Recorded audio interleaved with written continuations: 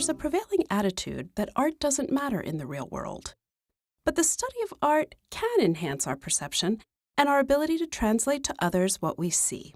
Those skills are useful. Those skills can save lives. Doctors, nurses, and law enforcement agents can use painting, sculpture, and photography as tools to improve their visual acuity and communication skills, which are critical during investigations and emergencies. If you're treating an injury, investigating a crime scene, or trying to describe either of those things to a colleague, art can make you better at it. Here, imagine you're a seasoned cop or a dedicated doctor, but also imagine you're at a museum, and let's look at a painting.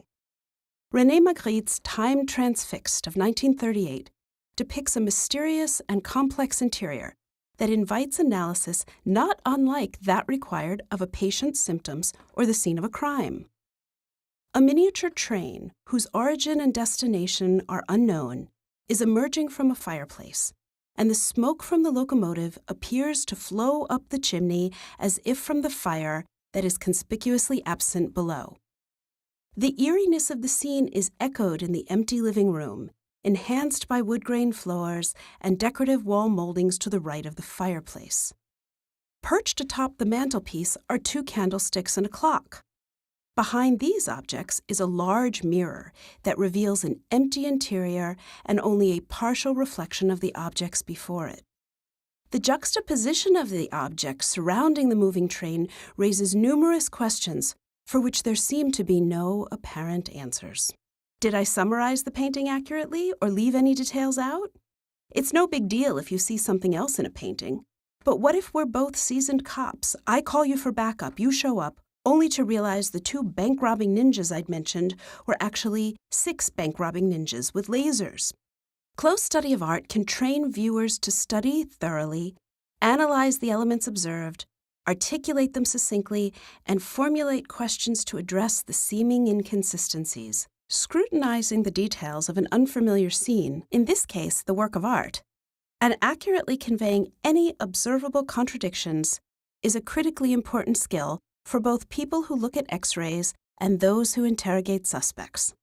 Let's interrogate this painting, shall we? Okay, Magritte, that's quite a little picture you've painted. But why aren't there any train tracks? Why no fire? What happened to the candles?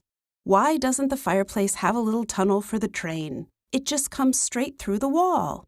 And the clock says it's about 1:45. But I'm not sure the light that comes through the window at an angle says it's just past noontime. What's this painting all about anyway? That's when you, my trusty partner, hold me back, then I leave. You get Magritte a cup of coffee and keep grilling him to see if this painting would hold up in court. Viewers can provide a more detailed and accurate description of a situation by articulating what is seen and what is not seen. This is particularly important in medicine. If an illness is evidenced by 3 symptoms and only 2 are present in a patient, a medical professional must explicitly state the absence of that 3rd symptom, signifying that the patient may not have the condition suspected. Articulating the absence of a specific detail or behavior, known as the pertinent negative, is as critical as stating the details and behaviors that are present in order to treat the patient. And conspicuous absences are only conspicuous to eyes trained to look for them.